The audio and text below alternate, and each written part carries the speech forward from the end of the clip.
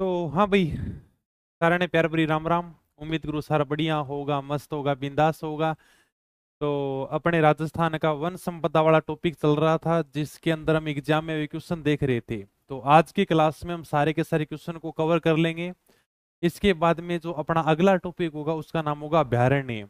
अभ्यारण्य से एग्जाम में जितने भी सवाल पूछे गए हैं उनको साथ में कवर कर लेंगे। सबसे बेस्ट है कि टॉपिक को विस्तार से पढ़ो, बढ़िया तरीके से समझो, उसके बाद में एग्जाम में भी क्वेश्चन देख लो। इसके अलावा तुम्हें कुछ भी देखने की जरूरत नहीं है। तो सारे के सारे तैयार हो। ज्यादा इसमें समय अपन नहीं लगाएंगे। बाद में कोशिश करना कि चीजों का बढ़िया तरीके से रिवीजन करो। क्या जितना हो सकता है उतना रिवीजन करते रहो। चलो भाई।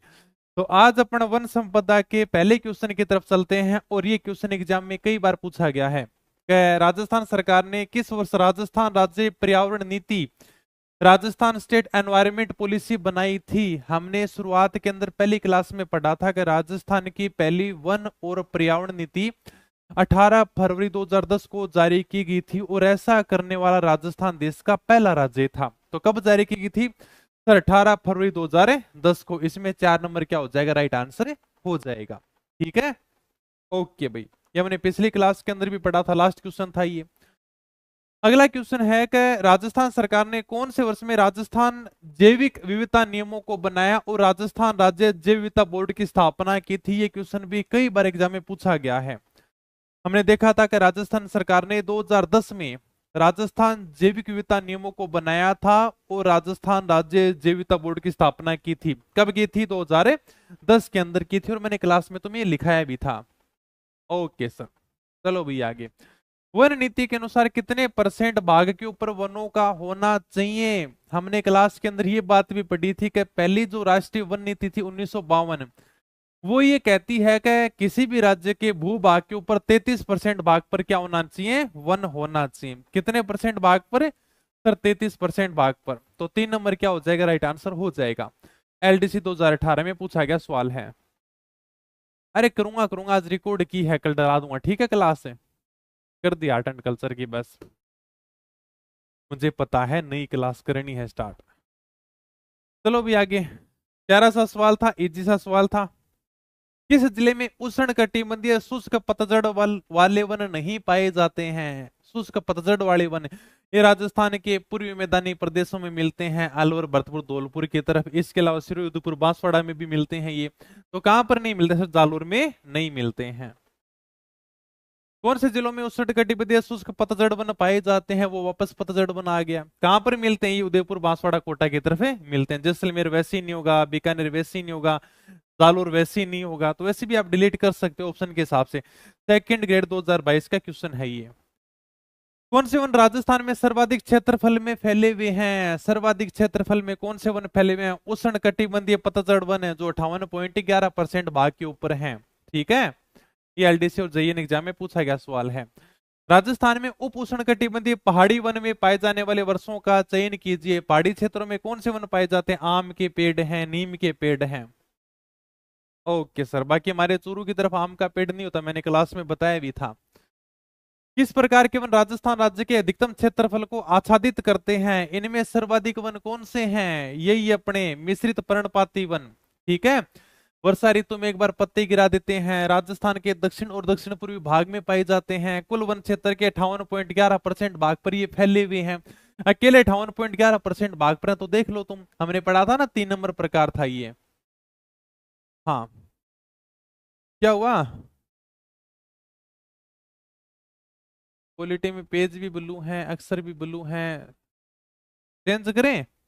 हाँ, क्या बात हुई बताओ, क्या कमेंट आ गई ऐसी? 1 मिनट में देख लेता हूँ कमेंट। अच्छा, वापस रिवीजन करा दिया करो क्लास की स्पीड में। अरे पीवाई क्यों है? कौन सी क्लास में रिवीजन कराना बताओ?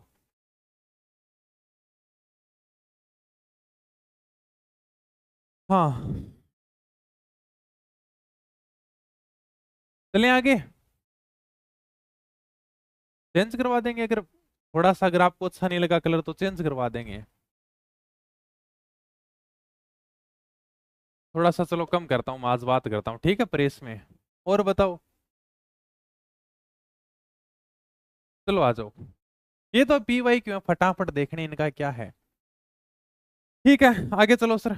किन जिलों में मिश्रित पतझड़ वन पाए जाते हैं? मिश्रित पतझड़ वन राजस्थान के दक्षिणी और दक्षिण पूर्वी भाग में पाए जाते हैं, हमने पढ़ा था। मिश्रित पर्णपाती वन, मिश्रित पतझड़ वन कहां पर मिलेंगे सर? कोटा, बूंदी, बारा, झालावाड़ है, सवाई माधोपुर, उदयपुर, आसमंद, डिंगरपुर, बांसवाड़ा है। तो एक नंबर क्या हो जाएगा? राइट आंसर हो जाएगा उदयपुर, कोटा, बूंदी, चित्तौड़गढ़, सिरोही के अंदर ये पाए जाते हैं। ओके भाई। दोकड़ा क्या है? सबको पता है दोकड़ा क्या एक पेड़ है। और क्या है दोकड़ा? राजस्थान के किस जिले में उष्ण कटिबंधीय शुष्क कंटीले वन पाए जाते हैं? बता दोगे। कांटाड़ा वन तो जैसलमेर में मिलेगा और गठे मिलेगा। कंटीले वन जैसलमेर में पाए जाते हैं। इजी सा क्वेश्चन है, ज्यादा हार्ड है नहीं।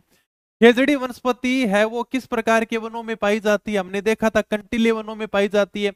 खेजड़ी सबसे ज्यादा मिलती है। इसके अलावा रोहिड़ा है, बबूल है, बेर है, ये सारे के सारे पेड़ अपने कंटीले वनों में पाए जाते हैं। कांटे वाले वन है ये।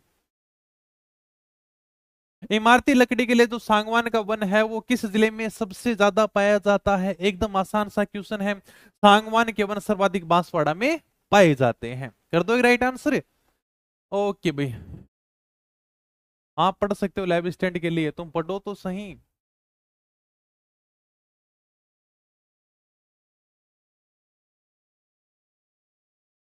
अटक गई क्लास तेरी, अटक गई भाई, बाकी सही चल रही है क्लास एकदम बढ़िया। वरना बोर्ड चल रही है क्लास। हाँ चलो आगे से मैं कोशिश करूंगा लास्ट में रिवीजन करवा दूं। कंप्यूटर वाले सरों ने आदत डाल दी तुम्हें रिवीजन करवाने की, है ना? अच्छा मेरा मतलब क्लास लेते हो तो लास्ट में रिवीजन करा दिया करो। बाकी देखो इसमें सारी चीजें रिवीजन वाली क्या है, मैं तो कहता हूँ कि तुम्हारे पास में ब्रह्मास्त्र, इसका रिवीजन करो भी जितना हो सकता है उतना। क्लास लेते हो उसकी करेंगे चलो कोशिश अब की बार। चलो आपकी बात पे ध्यान देंगे और जो नई क्लास आएगी उसका मैं रिवीजन करवा दूंगा। ठीक है लास्ट में 2-3 मिनट में रिवीजन करवा दिया करूंगा, ठीक है? और बताओ और क्या डिमांड है? आपके मंदिर वाली क्लास अभी देखिए जोरदार क्लास है, अभी नहीं पढ़ाएंगे कल्चर है उसमें, मंदिर और भी शानदार पढ़ाएंगे। चलो आ जाओ फिर। कमेंटें तुम्हारी चलती रहेंगी भाई। बाकी कोई बात नहीं, समस्या हो तो आप बता दिया करो। हाँ शुष्क सागवान के वन, वही सागवान के वन आगे देखने की जरूरत नहीं है। सागवान के वन सर्वाधिक कहां पर मिलेंगे? बांसवाड़ा, उदयपुर में पाए जाते हैं। ठीक है ज्यादा इतना कुछ है ही नहीं, सबको पता है सागवान के वन। चले आगे। ठीक है सर चलो। राजस्थान में शुष्क सागवान के वन कहां पर पाए जाते हैं? कहां पर मिलेंगे भी सर? दक्षिणी राजस्थान में मिलेंगे। सागवान के वन डूंगरपुर बांसवाड़ा की तरफ पाए जाते हैं। राजस्थान के दक्षिणी भाग में 250 से 450 मीटर की ऊंचाई पर सर्वाधिक संख्या में पाए जाने वाले कौन से वृक्ष हैं? बताओ मैंने कहां पर बताया था? 250 से 450 मीटर की ऊंचाई पर मिलते हैं। इनके लिए औसत वर्षा 75 से 110 सेंटीमीटर होती है और फर्नीचर बनाने के लिए इनकी लकड़ी सबसे अच्छी मानी जाती है। कौन से वन सर? सागवान के वन। ठीक है पढ़ रखा है हमने। कौन सा पेड़ गोंद का अच्छा स्रोत होता है? गोंद किन से मिलता है? बताओ मैंने कौन से पेड़ में लिखाया था, इसका राइट आंसर बताओ जल्दी से। मैंने लिखाया था कि अरावली की ढालों में 450 मीटर की ऊंचाई पर ये पाए जाते हैं। इनका उपयोग हम पैकिंग सामग्री के डिब्बे बनाने में करते हैं, माचिस बनाने में करते हैं। और ये वन गोंद का अच्छा स्रोत है। तो राइट आंसर मैं क्या करूं?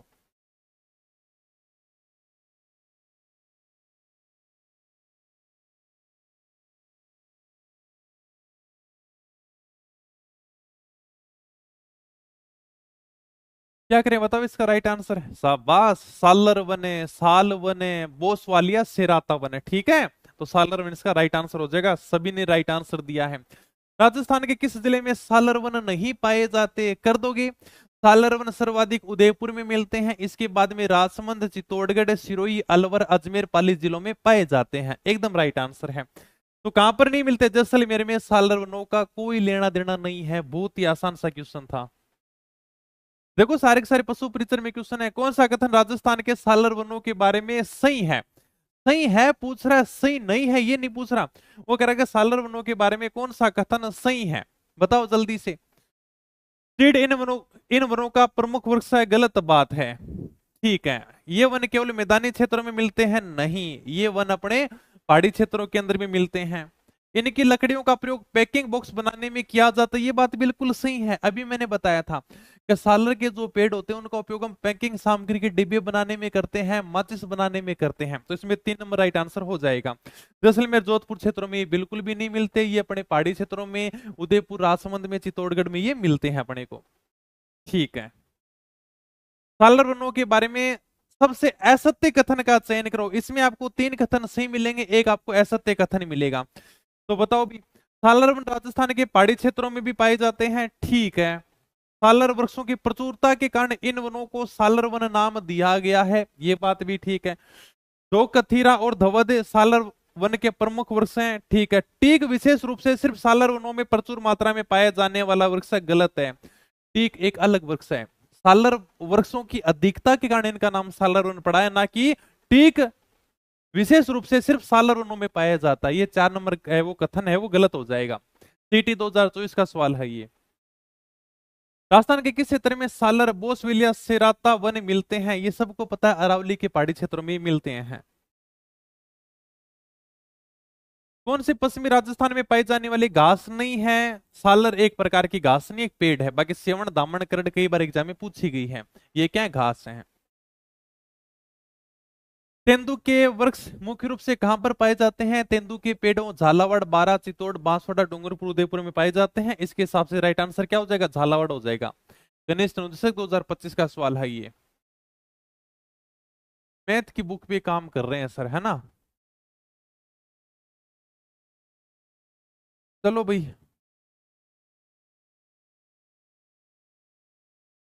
सेवण घास सबको पता है यार, जैसलमेर में पहले ही कई बार पढ़ चुके हैं। आगे चलो, सेवण क्या है? घास कहाँ गई? ये रही, कम वर्षा में उगने वाली घास। ठीक है, नॉर्मल सा क्वेश्चन था। कौन सा जोड़ा गलत है? ये देख लो, सेवण घास है वो जैसलमेर में पाई जाती है, ना कि अलवर में। और बाकी देखने की जरूरत ही नहीं है। राजस्थान में पाई जाने वाली एक झाड़ी का प्रकार नहीं है। ये झाड़ी हो सकते हैं, लेकिन सेवण, धामण, करड़ ये क्या है? घास है। और दामन मैंने तुम्हें दिखाया भी था, पशु परीक्षण 2024 का सवाल है ये। धामण एक प्रकार की क्या है? घास है भाई। राजस्थान का कौन सा वृक्ष जंगल की ज्वाला के नाम से जाना जाता है? सबको पता है, फ्लेम ऑफ द फॉरेस्ट, जंगल की ज्वाला। क्या करूं, प्लास कर दूं? बिल्कुल कर दो सर, डाकिया पलास वन। इसे हम जंगल की ज्वाला के नाम से जानते हैं। हाँ, इंडियन ज्योग्राफी की बुक निकालेंगे भाई। और बताओ।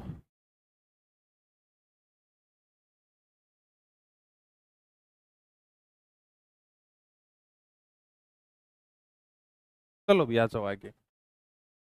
राजस्थान में पलास वन के संदर्भ में कौन सा कथन सही नहीं है? डाक या पलास वनों के बारे में कौन सा कथन सही नहीं है? ये वन अलवर, अजमेर, सिरोही, उदयपुर, पाली और चित्तौड़गढ़ क्षेत्रों में पाए जाते हैं। ठीक है। उष्ण कटिबंधीय शुष्क पर्णपाती वनों के प्रकार हैं। ठीक है। उन क्षेत्रों में फैले जहां धरातल कठोर व पथरीला है। ध्यान है, फोटो दिखाई थी। हाँ, ये वन राजस्थान के केवल पठारी क्षेत्र में पाए जाते हैं। गलत बात है। मैंने लाइन दिखाई थी, याद करो कि ये उन मैदानी व पठारी क्षेत्रों में पाए जाते हैं जहां धरातल कठोर व कंकरीला होता है, पथरीला होता है। तो ये केवल पठारी क्षेत्र में पाए जाते हैं। गलत बात है। ये मैदानी और पठारी दोनों क्षेत्रों में पाए जाते हैं। तो इसमें राइट आंसर क्या होगा? 4 नंबर होगा। ओके भाई। राजस्थान में पाए जाने वाले पलास वनों की विशेषता है। ठीक है, विशेषता कौन कौन सी विशेषता है? जल्दी से राइट आंसर कर दो। पशु परीक्षण 2024 का सवाल है। मैं थोड़ा सा साइड में हट जाता हूँ, तब तक कमेंट देख लेता हूँ। कला संस्कृति हो जाएगी। हाँ, बात पूछनी थी, अगर मेरा सिलेक्शन होता हो तो अगर आगे मतलब किसमें सिलेक्शन हो जाता है तो कमेंट के ऊपर चलेगी। सर मेरा कमेंट नहीं पढ़ते। तुम्हारा कमेंट क्यों नहीं पढ़ते? कमेंट थोड़ी सी फास्ट आ रही है बस। अच्छा, फोरम के नाम में मिस्टेक होगी ना, कोई प्रॉब्लम नहीं होगी, एफिडेविट लग जाएगी। ठीक है, इतनी कोई प्रॉब्लम नहीं होगी। बार बार में तुम कॉपी पेस्ट करते हो ना, इसलिए कमेंट के ऊपर चली जाती हैं।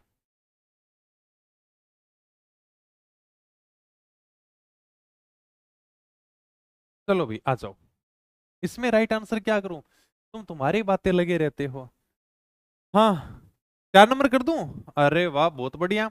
इस प्रकार के वन केवल माउंट आबू क्षेत्र में मिलते हैं। गलत बात है। ये राजसमंद, चित्तौड़गढ़ में ज्यादा पाए जाते हैं। इसके अलावा उदयपुर, सिरोही, अलवर, अजमेर जिलों के अंदर भी पाए जाते हैं।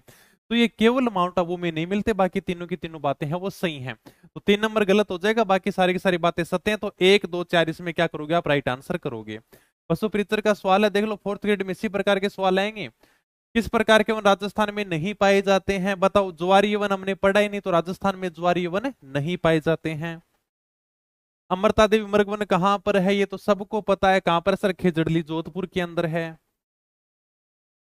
राजस्थान के कौन से समुदाय के लिए वन और वन्य प्राणी संरक्षण उनके धार्मिक अनुष्ठान का भाग बन गया है, विष्णु संप्रदाय के लिए। पण जब जाम्बोजी महाराज पढ़ेंगे ना, तब उसके अंदर ज्यादा विस्तार से चर्चा करेंगे। ठीक है, बाकी इसके अंदर आ गया तो कोई बात नहीं भाई। राजस्थान में प्रतिवर्ष 12 सितंबर को किस स्थान पर उर्स महोत्सव बनाया जाता है, खेजड़ली गांव जोधपुर में बनाया जाता है। ये मैं कला संस्कृति में जब मेले पढ़ाऊंगा ना, महोत्सव पढ़ाऊंगा, तब मैं लिखाऊंगा ये बात। अभी वनों के अंदर ये बात मैंने कराई नहीं है, तो टेंशन मत लेना। अमृता देवी विष्णु किसके लिए प्रसिद्ध है, खेजड़ी के पेड़ों को बचाने के लिए फेमस। हम इतिहास में पढ़ते हैं और कला संस्कृति में भी इनके बारे में विस्तार से पढ़ते हैं। अरावली वनारोपण परियोजना आरंभ की गई, बताओ। अरावली की जो वृक्षारोपण परियोजना है वो कब प्रारंभ की गई थी, जापान की सहायता से राजस्थान के 10 गैर मरुस्थलीय जिलों में चलाई गई थी। वो कब प्रारंभ की गई थी, 1 अप्रैल 1992 को। ठीक है, तो 1992-93 के अंदर ये प्रारंभ की गई थी, मैंने लिखाई भी है तुम्हें। रखत कांकड़ डांग और उर्द ये सारे के सारे क्या है, मैंने कहा था एक बार एग्जाम में पूछा गया है। और रखत हम बिना जुता हुआ खेत, उसको बोलते हैं कांकड़। जो खेतों की सीमा होती है जिसमें पेड़ लगे होते हैं, उसे कांकड़ बोलते हैं। डांग और रुद ये सारे के सारे वनों के संरक्षण से संबंधित हैं। ठीक है भाई। राजस्थान में राजीव गांधी पर्यावरण संरक्षण पुरस्कार प्रदान किए जाते हैं, कब दिए जाते हैं राजीव गांधी पर्यावरण संरक्षण पुरस्कार, 2012 से दिए जा रहे हैं और प्रत्येक साल 5 जून को दिए जाते हैं। ठीक है, विश्व पर्यावरण दिवस जिस दिन होता है उस दिन राजीव गांधी पर्यावरण संरक्षण पुरस्कार दिए जाते हैं। विश्व पर्यावरण दिवस कब मनाया जाता है, इजी सा क्वेश्चन है, कई बार एग्जाम में पूछा गया है। 5 जून को हम क्या बनाते हैं, विश्व पर्यावरण दिवस मनाते हैं। ओजोन दिवस कब मनाते हैं, सबको पता है सर, ओजोन दिवस 16 सितंबर को मनाते हैं। ये मैंने तुम्हें लिखाए थे प्रमुख दिवस। ठीक है, विश्व जैव विविधता दिवस कब मनाते हैं, ये भी सबको पता है, जैव विविधता दिवस 22 मई को मनाते हैं। ये नॉर्मल से दिवस हैं जो केवल आपको ध्यान रखने हैं। कौन सी नीति पारिस्थितिकी संरक्षण के लिए पर्यटन को बढ़ावा देती है, इको टूरिज्म नीति। मैंने लिखाया था इको टूरिज्म पॉलिसी। राजस्थान में आरक्षित वन क्षेत्रों के बाहर वन क्षेत्रों को बढ़ावा देने के लिए वन विभाग के द्वारा 2010 में इसको शुरू किया गया था। तो ये इको टूरिज्म नीति है। आपस में सुमेलित करने हैं, एक पता है कि बीड़ी है वो तेंदु के पेड़ से बनती है, तेंदु के पत्तों से बनती है, तो ही तुम्हारा राइट आंसर हो जाएगा। खैर के पेड़ से कत्था तैयार होता है। ठीक है, दोकड़े से कोयला बनता है, सांगवान से इमारती लकड़ी बनती है। आपस में सुमेलित कर देना। बीड़ी है वो तेंदु, डी में 3 नंबर आना चाहिए, तो डी में 3 नंबर केवल इसमें है, तो कर दो राइट आंसर। ठीक है, okay sir, 2 number right answer हो जाएगा अपना। तो फिर कार्यक्रम का संबंध किससे है, तो फिर ट्री आउटसाइड फॉरेस्ट इन राजस्थान, इस कार्यक्रम के तहत 5 करोड़ पौधे वितरित किए जाएंगे, पौधारोपण से संबंधित है। हाँ, क्लास संस्कृति वापस करवा देंगे, ठीक है, पटवारी वाले बेंच में भी डलवा देंगे। तो ये बताओ अब आगे, मैन मैन तो किताब होगी तुम्हारे पास में, इतिहास है, कला संस्कृति है, भूगोल है, राज्य व्यवस्था है, राजस्थान जी की तुम्हारे पास में होगी क्या। अब तो मुझे कमेंट करके बताना आगे अपन कौन सी किताब पे काम करें। काम तो सारी किताबों पे करेंगे, लेकिन तुम्हारी डिमांड ज्यादा होगी कि सर इस किताब के ऊपर आप काम करोगे, इस किताब की हमें पहले जरूरत है, तो अपन उसके ऊपर काम करेंगे। पीवाईक्यू के हिसाब से अगर किताब निकालनी है तो बता देना, या कोई और सब्जेक्ट की निकालनी है तो बता देना, मैथ की सर निकाल ही रहे हैं, तो ये आप मेरे को कमेंट करके बताना। सोचूंगा फिर अगर तुम्हारी ज्यादा डिमांड है उस किताब के लिए, तो अपन उसके ऊपर पहले काम करेंगे। ओके। किस शहर में विश्व वानिकी उद्यान स्थित है, विश्व वानिकी वृक्ष उद्यान मैंने लिखाया था झालाना जयपुर के अंदर है। टीटी 2023 का सवाल है। इंदिरा गांधी नहर परियोजना वानिकी प्रोजेक्ट का संयुक्त, इंदिरा गांधी नहर क्षेत्र वृक्षारोपण और चारागाह विकास परियोजना क्या था सर, इंदिरा गांधी नहर के किनारे वृक्षारोपण का विकास करना था। जापान की सहायता से यह योजना संचालित थी, वर्तमान में बंद कर दी गई है। तो भारत और जापान की सहायता से योजना चलाई जा रही थी।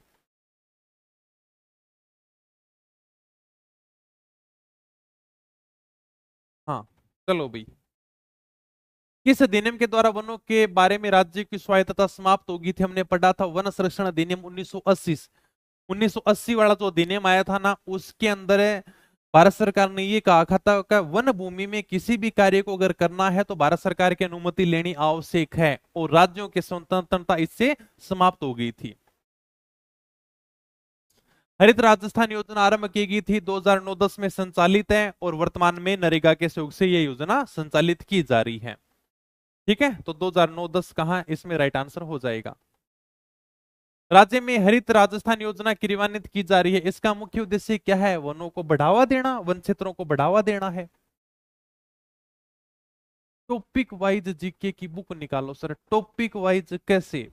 पीवाई क्यों निकालनी है topic wise? Topic wise, topic wise कैसे टॉपिक वाइज तो पढ़ने पहले निकाल ही रखी है ना।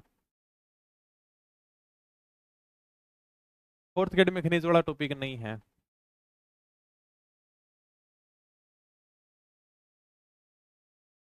और बताओ। इंडिया हिस्ट्री बड़ी है भाई, इंडिया हिस्ट्री में टाइम लगेगा।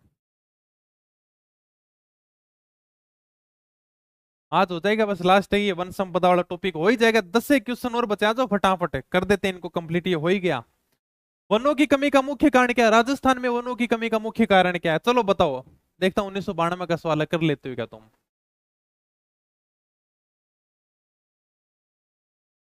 हाँ पीवाई की क्वेश्चन, चलो ठीक है, इसके ऊपर काम करता हूं मैं। टॉपिक वाइज कैसे कहना चाहते हो तुम? यही तो कहना चाहते हो जैसे अपना पहला टॉपिक है राजस्थान का सामान्य परिचय, तो उसकी पीवाई क्यों लिखा हुआ आप। दूसरा टॉपिक आएगा अपना, फिर अपना भौतिक प्रदेश है तो उसके क्वेश्चन लेकर आओ आप। फिर जलवायु है, मृदा है, ऐसे निकालने हैं ना। अच्छा प्रश्नों का अब की बार चलो क्रम लिखवा दूंगा हम आगे से, ठीक है।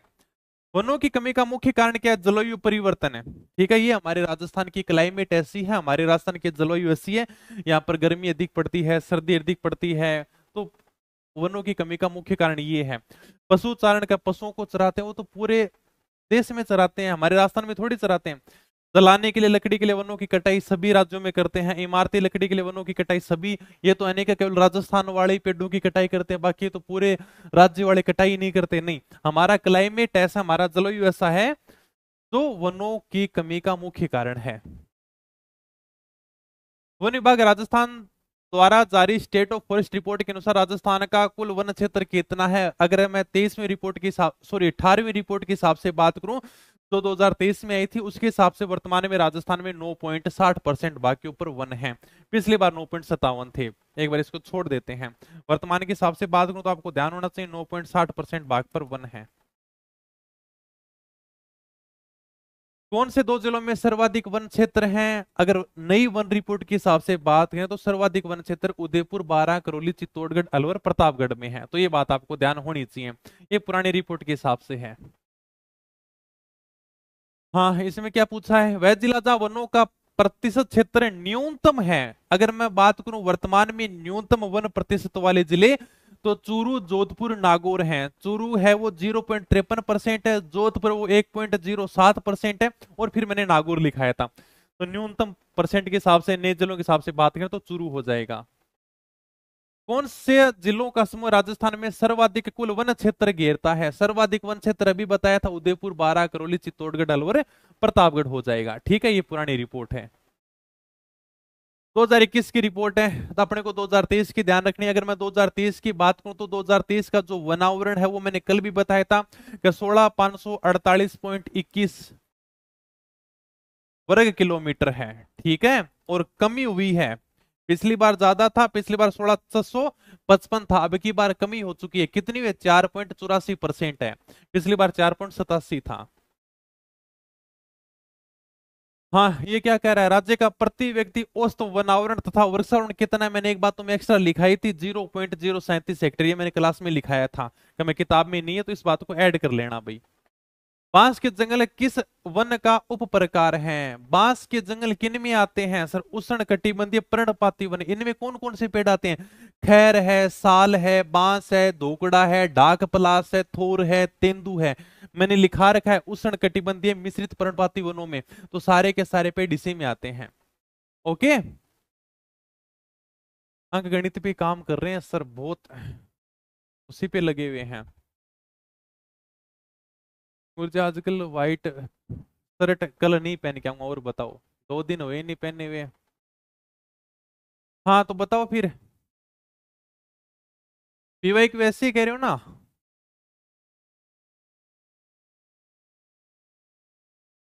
अच्छा अभी पढ़ा रहे हो एससी पे, ओके चलो पक्का इसके ऊपर काम करता हूँ मैं पक्का।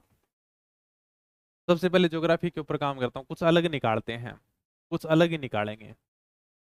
अरावली पर्वत श्रृंखला के उत्तरी और पूर्वी ढलानों में किस प्रकार के वन पाए जाते हैं? तो तुम कर ही दोगे, अरावली के उत्तरी और पूर्वी ढलानों में कौन से वन मिलते हैं? उष्ण कटिबंधीय शुष्क पर्णपाती वन, जिनको हम क्या बोलते हैं, मिश्रित पर्णपाती या पतझड़ वन बोलते हैं, जो वर्षा ऋतु में एक बार अपने पत्ते गिरा देते हैं, राजस्थान के दक्षिण और दक्षिण पूर्वी भाग में पाए जाते हैं। ठीक है, तो इसमें राइट आंसर हो जाएगा उष्ण कटिबंधीय शुष्क पर्णपाती वन। इनकी पहचान करो भाई, ये जो वन है राजस्थान में लगभग 52 किलोमीटर में फैले हुए। सर ये बात तो नहीं पता। वार्षिक वर्षा लगभग 150 सेंटीमीटर, यहां से हम उत्तर निकाल सकते हैं। वार्षिक वर्षा लगभग यानी का 150 सेंटीमीटर है, तो इसमें राइट आंसर हो जाएगा उपोष्ण कटिबंधीय सदाबहार वन है, जो केवल माउंट आबू में पाए जाते हैं। वनों की सघनता होती है, हरियाली ज्यादा होती है, इनकी औसत वर्षा लगभग 125 से 150 सेंटीमीटर है। मैंने इसमें औसत वर्षा लिखाई थी, इसमें 4 नंबर राइट आंसर हो जाएगा।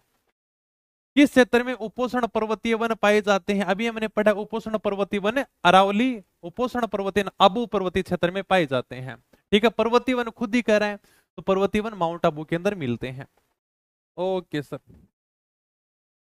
राजस्थान सरकार ने स्टेट वेटलैंड अथॉरिटी की स्थापना तो अधिसूचना कौन से वर्ष में जारी की थी? सर 2019 में जारी की थी, ये बात मैंने तुम्हें लिखाई थी, पीटीआई लाइब्रेरी में पूछा गया सवाल है। राजस्थान वानिकी और जैविकता विकास परियोजना, विकास परियोजना है जो फ्रांस की सहायता से चलाई जा रही है, ये भी मैंने तुम्हें क्लास में लिखाया था। ओके सर, ये लो भाई, इसी के साथ में अपने जो क्वेश्चन है वो जाते हैं सारे के सारे कंप्लीट। और हम कोशिश करेंगे कल अपने अभ्यारण्य के जितने भी सवाल पूछेगा उनको एक साथ में कंप्लीट कर लें, क्योंकि ज्यादा सवाल नहीं है, तो एक क्लास में अभ्यारण्य के सारे सवालों को कवर करेंगे। और इसके बाद में हम नेक्स्ट टॉपिक की तरफ बढ़ेंगे। ठीक है, तो इसके बाद में मैं जनगणना एक क्लास में करा दूंगा। जनगणना कोई बड़ा टॉपिक नहीं है, वो केवल आंकड़े हैं जो आपको याद करने पड़ेंगे। ठीक है, और फिर आपका परिवहन बचेगा भाई। तो मैं फोर्थ के डोनों को पहले कंप्लीट करवा देता हूं, उसके बाद में अपन आगे आराम से चलते रहेंगे। चलो ठीक है, और बाकी इसकी पीडीएफ मैं सारी की सारी टेलीग्राम के ऊपर डला दूंगा, तो आप अपनी पढ़ाई नाम से टेलीग्राम इसको ज्वाइन कर लेना, पीडीएफ आपको वहां पर इसकी मिल जाएगी। बाकी कोई भी कोर्स लेना चाहो तो अपनी पढ़ाई आपको डाउनलोड करना, वहां पर नाम मात्र की प्राइस में आपको कोर्स मिल जाएंगे। इन तो अपने एसआई की भी डेली क्लास आ रही है। ठीक है, राजेश जी सर है वो डेली क्लास करवा रहे हैं, 7:15 का टाइम है, तो आप उसको ज्वाइन कर लिया करो एसआई के बेंच में। ठीक है, हिंदी स्पेशल बेंच है, उसके अंदर भी क्लासेस चल रही हैं, तो आप डेमो के अंदर देख भी सकते हो। बाकी ये अपनी सारी की सारी ब्रह्मास्त्र वाली किताब भी आई रखी हैं, आपको आसपास के बुक स्टोर से मिल जाएंगी, या फिर आप अपनी पढ़ाई publication.com से वेबसाइट है, यहाँ से आप जाकर किताबें मंगा सकते हो। कोई समस्या तो आप फोन कर लिया करो भी, 10 बजे से लेकर 6 बजे के बीच में कभी भी। ओके, कैटेगरी गलत होगी तो भाई करेक्शन कराओ, कैटेगरी तो अलग हो जाती है, नाम नो में छोटा मोटा मिस्टेक हो जाए तो चल भी जाएगा। ठीक है, तो फिर मिलेंगे नई वीडियो में, तब तक धन्यवाद, थैंक यू, जय हिंद जय भारत।